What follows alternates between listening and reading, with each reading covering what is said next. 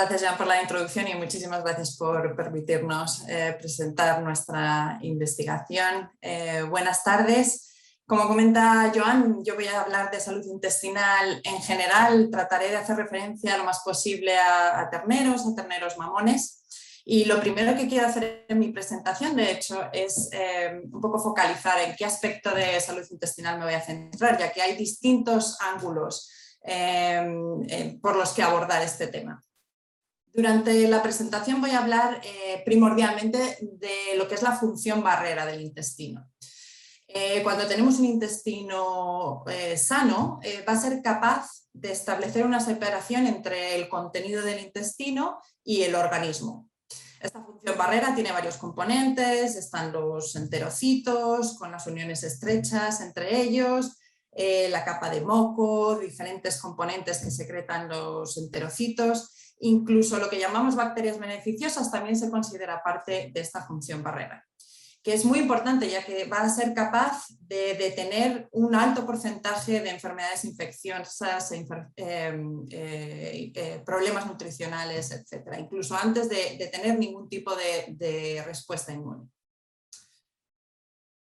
Sin embargo, cuando esta función barrera falla, vemos que los componentes de la luz del intestino empiezan a infiltrarse y a atravesar esta capa de enterocitos.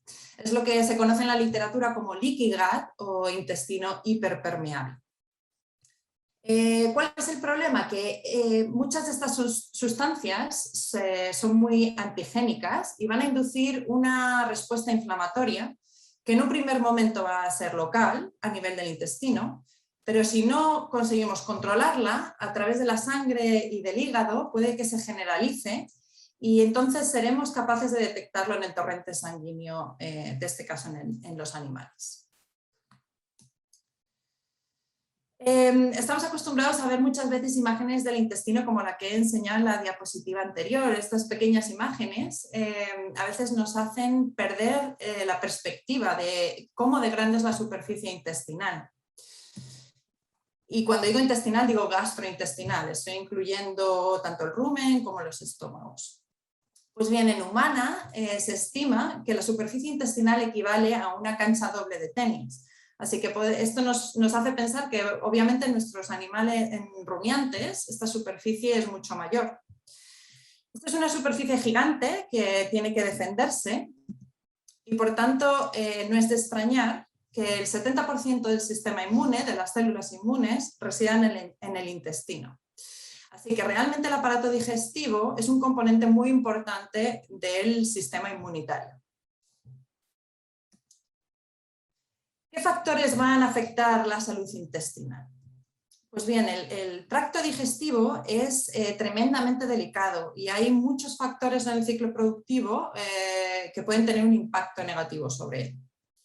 Sabemos que el ayuno, la deshidratación van a tener un potente efecto sobre el intestino, pero también el estrés medioambiental, tanto el estrés por calor como el estrés por frío, más en los animales pequeñitos. El tipo de dieta, pero sobre todo los cambios de dieta, un cambio abrupto en dieta, van a tener efectos sobre el intestino. El estrés psicológico, animales hacinados, el estrés por transporte, estrés social, todos estos van a tener un efecto sobre el intestino también.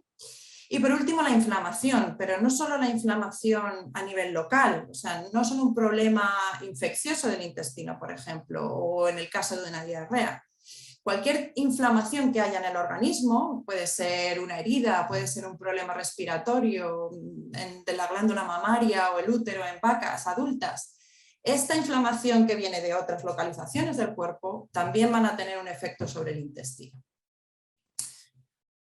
Además sabemos que muchos de estos factores se acumulan en ciertos momentos del ciclo productivo. Entonces, si pensamos, por ejemplo, en el transporte, sabemos que los animales van a estar expuestos en muchos casos a ayuno y deshidratación durante más o menos tiempo. En muchos casos hay un estrés medioambiental, suelen estar estresados por calor o los animales pequeñitos a lo mejor están pasando frío. Y por supuesto, pues hay una respuesta generalizada de estrés.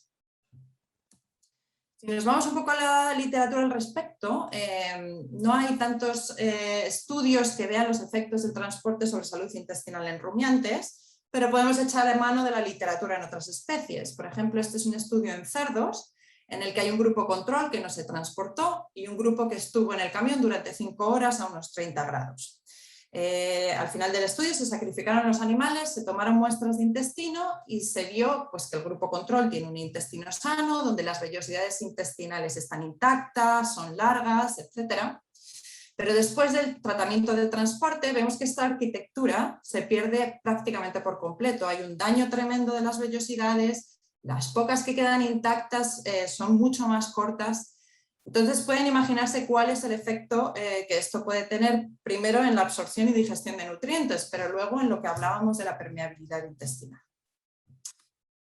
Es otro estudio muy interesante, en este caso en ratas, o sea, es un modelo de laboratorio en el que, bueno, parecido al anterior, hay un grupo control, y luego otro grupo que se expone a un tratamiento parecido a un transporte.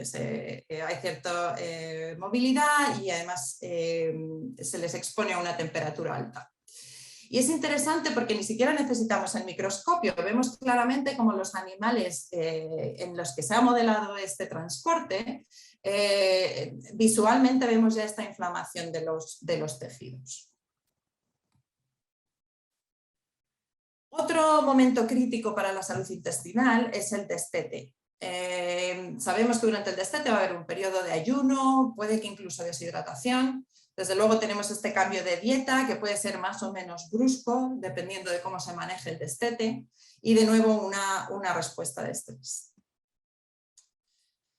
En este caso sí que tenemos datos en terneros. Este es un estudio canadiense en el que terneros Holstein se compararon 2 tratamientos. Un grupo control sin destetar, que está representado por la barra negra en el gráfico, y un grupo de tratamiento en el que los animales se destetaron entre las 5 y 6 semanas de vida, que está representado por la barra blanca. Lo que se hizo en este estudio fue medir la permeabilidad intestinal con un marcador, el cromio EDTA, y la idea es, este marcador se da por boca. Entonces la idea es que si hay un problema en condiciones normales, este marcador se queda con el contenido digestivo y se excreta en heces. Cuando tenemos un problema de permeabilidad intestinal, el marcador va a pasar a través de los enterocitos y vamos a ser capaces de recuperarlo en orina. Y eso es exactamente lo que está representando este gráfico. Está la recuperación de orina del cromio. Lo que vemos es que el destete por sí mismo incrementa la permeabilidad intestinal. Y esto es sin tener ni siquiera en cuenta que sea un destete más temprano o menos temprano, etc. Simplemente por el hecho de destetar a los animales. Ya que teníamos un componente fuerte de deshidratación en estas presentaciones, pues también quería hablar un poco sobre los efectos que puede tener la deshidratación en la salud intestinal.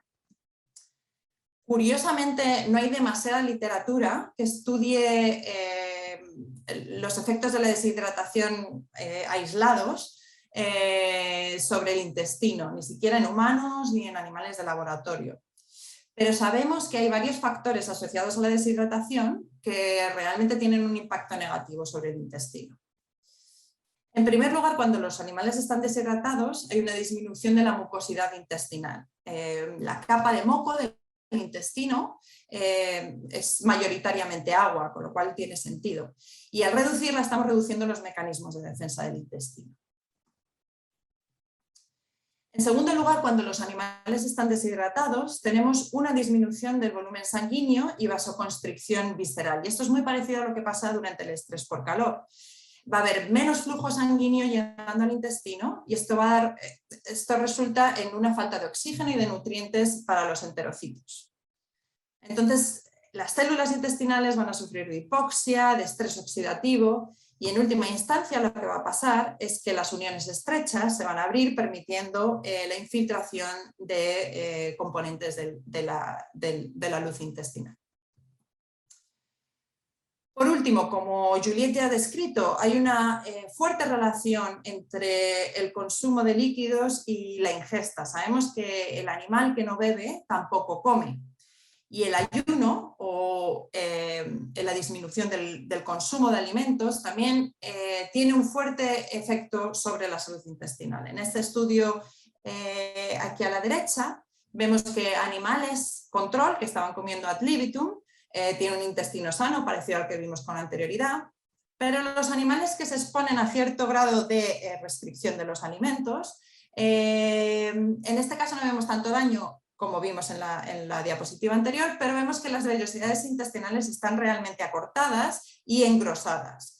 Y podemos imaginarnos que esto va a tener un efecto en la digestión y absorción de alimentos, pero también en la permeabilidad. Pues bien, hemos visto que hay varios factores que afectan al intestino. Esto posiblemente dé lugar a una hiperpermeabilidad o leaky gut, que puede conllevar procesos inflamatorios. ¿Por qué nos preocupa tanto la inflamación? ¿O cuál es el coste de una mala salud intestinal? Pues bien, la inflamación es un proceso que es tremendamente costoso desde el punto de vista de nutrientes y energía. Y va a desviar recursos que en otras situaciones irían destinados a producción, ya sea leche, ya sea crecimiento, etc.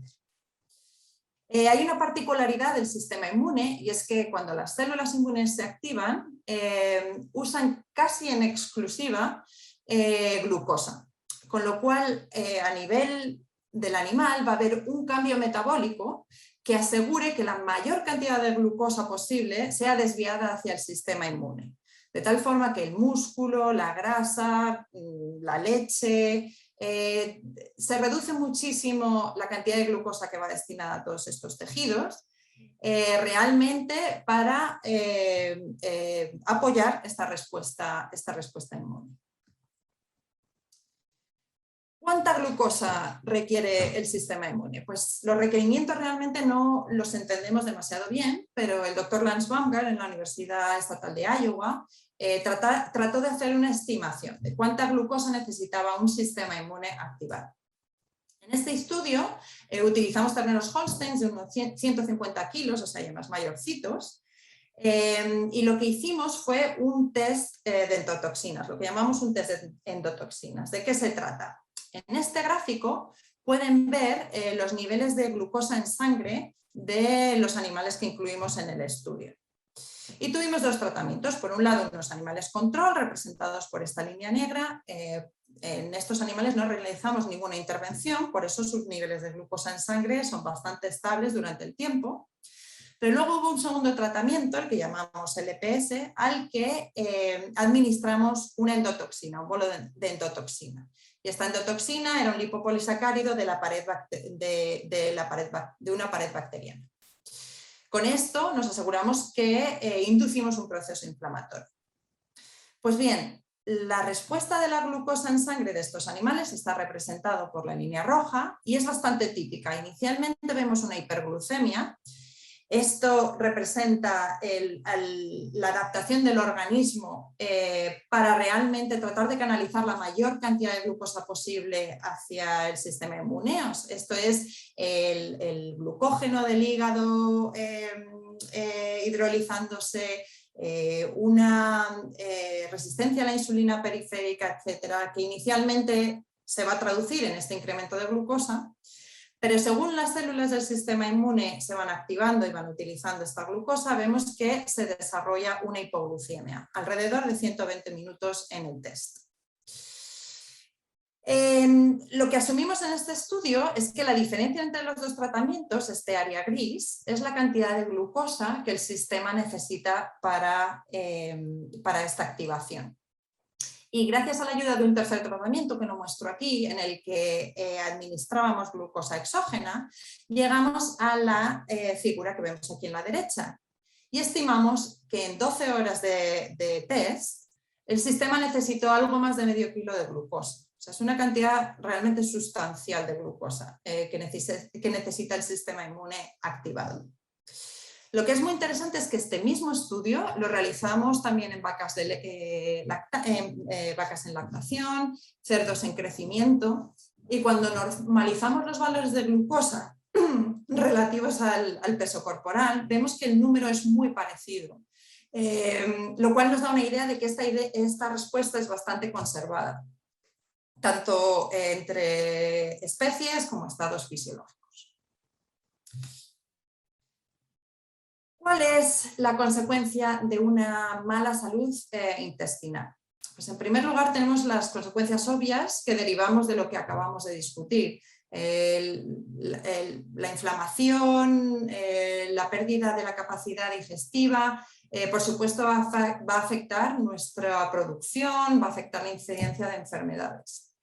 Pero me gustaría tocar un par de temas que a lo mejor no son tan evidentes. El primero de ellos es los efectos que tiene una mala salud intestinal en edades tempranas y sus consecuencias a largo plazo. De nuevo, aquí el porcino nos lleva un poco de ventaja. Esto se ha estudiado bastante en el contexto del destete precoz, del destete más tardío, etc. Pero de cerdos sabemos que después del nacimiento existe esta ventana crítica de desarrollo del tracto digestivo postnatal. Es decir, los animales al nacimiento no tienen un tracto digestivo que esté totalmente desarrollado. Todavía hay espacio para cierta adaptación. Esto está representado por la zona sombreada azul o la plasticidad, y vemos como más cerca del nacimiento hay una gran plasticidad. Cualquier evento que ocurra más cerca del nacimiento va a tener más efectos sobre este desarrollo y esta plasticidad va disminuyendo con el tiempo. Pues bien, en el caso de los animales que tienen un destete natural, lo llaman en este caso, un destete más tardío, alrededor de las 12-14 semanas, el desarrollo de la barrera intestinal es óptimo. Sin embargo, cuando destetamos los animales demasiado temprano, dentro de esta ventana crítica, vemos que el desarrollo de la barrera gastrointestinal es subóptimo. Vemos un aumento de la permeabilidad intestinal, inmunosupresión, y esto ya es de por vida. O sea, en el animal adulto todavía detectamos estas diferencias debido a lo que pasó en los primeros días, semanas de la vida de estos animales.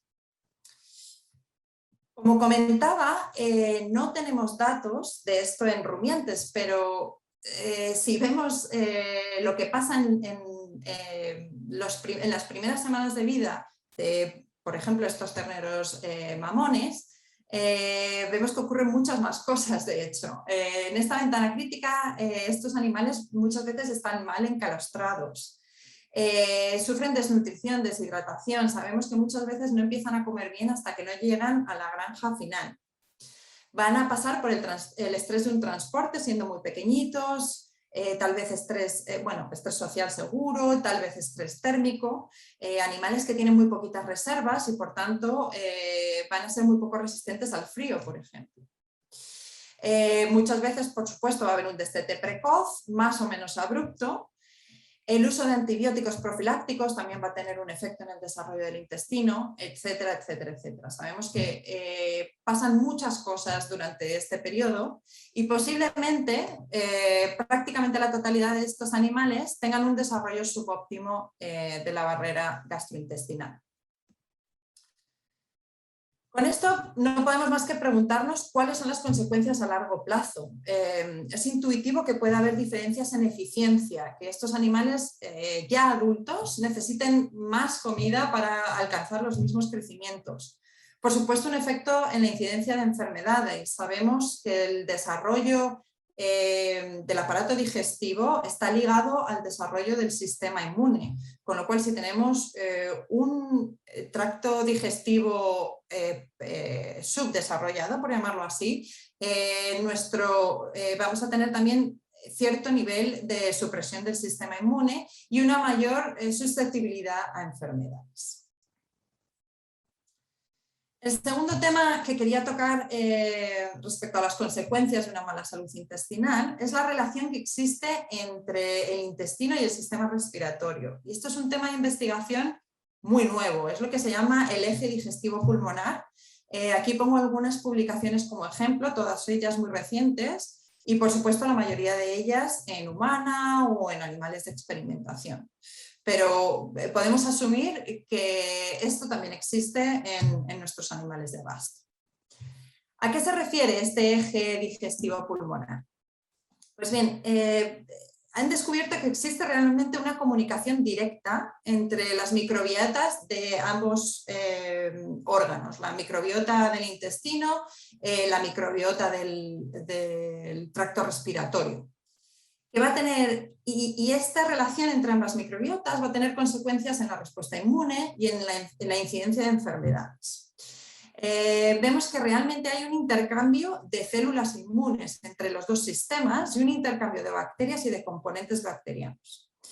Entonces, por ejemplo, en humanos se dice que, bueno, han descubierto que las personas que tienen asma también tienen un síndrome de hiperpermeabilidad intestinal, asociando estos dos sistemas.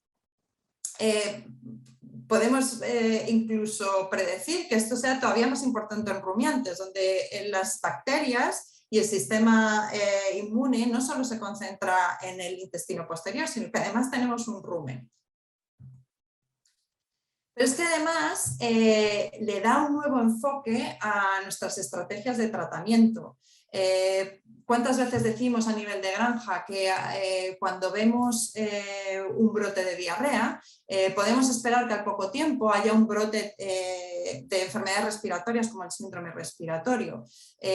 Tal vez esta relación sea responsable en parte de estas cosas que vemos en granja, pero es que además nos proporciona una oportunidad tal vez de mejorar la incidencia de enfermedades respiratorias a través de intervenciones nutricionales encaminadas a mejorar la salud intestinal. O sea que es tal vez en años venideros esta sea una forma adicional de ver el tratamiento de enfermedades respiratorias en granja.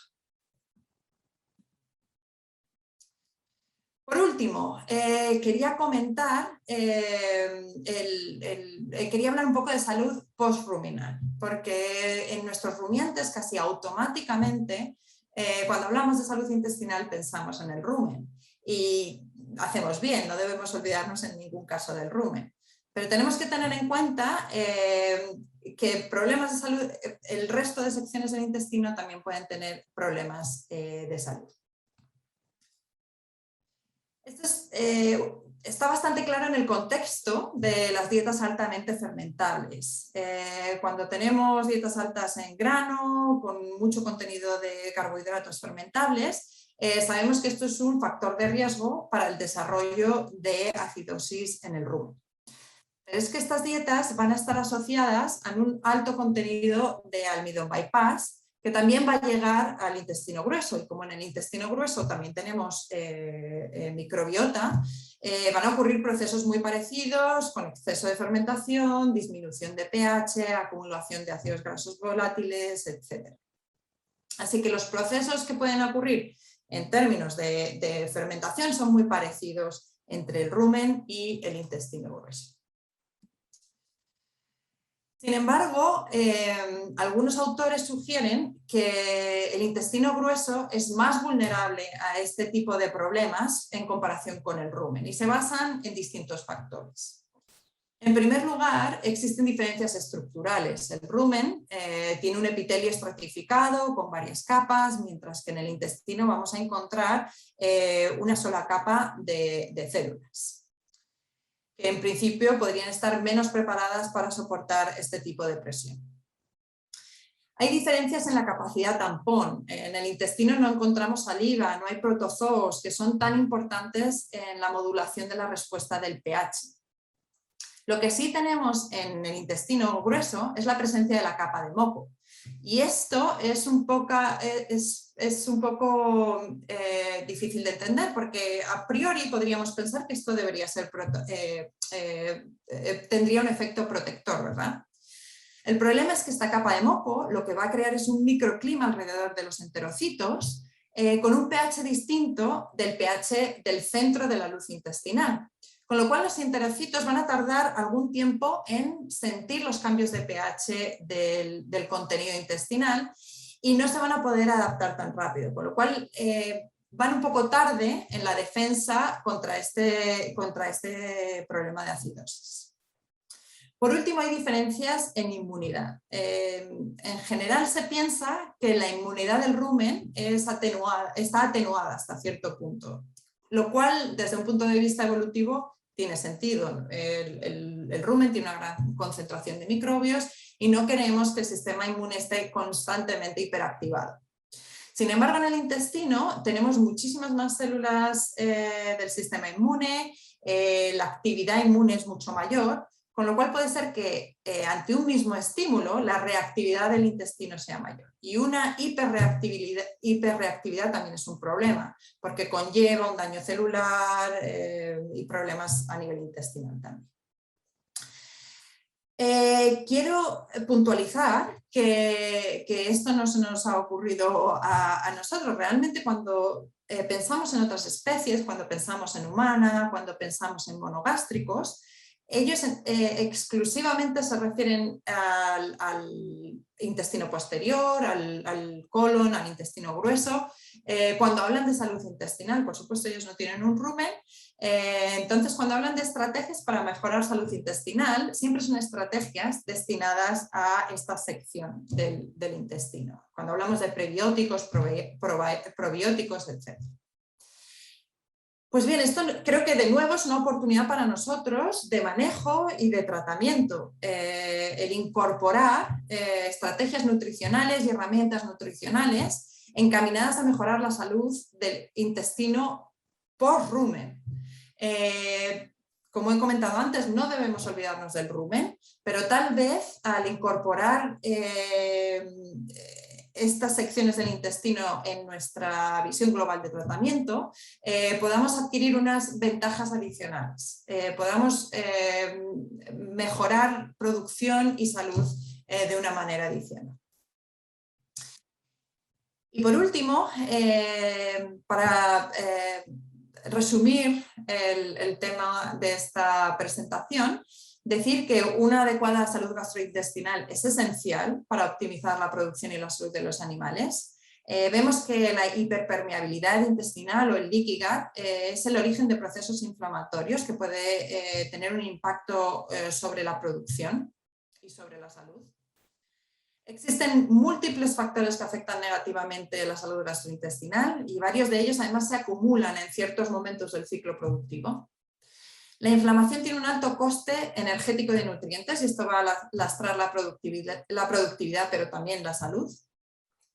Y luego algunas de estas conclusiones un poco basadas en algunos datos más novedosos. Una mala salud intestinal en edades tempranas tiene efectos negativos de por vida que todavía vamos a ser capaces de detectar en el animal adulto.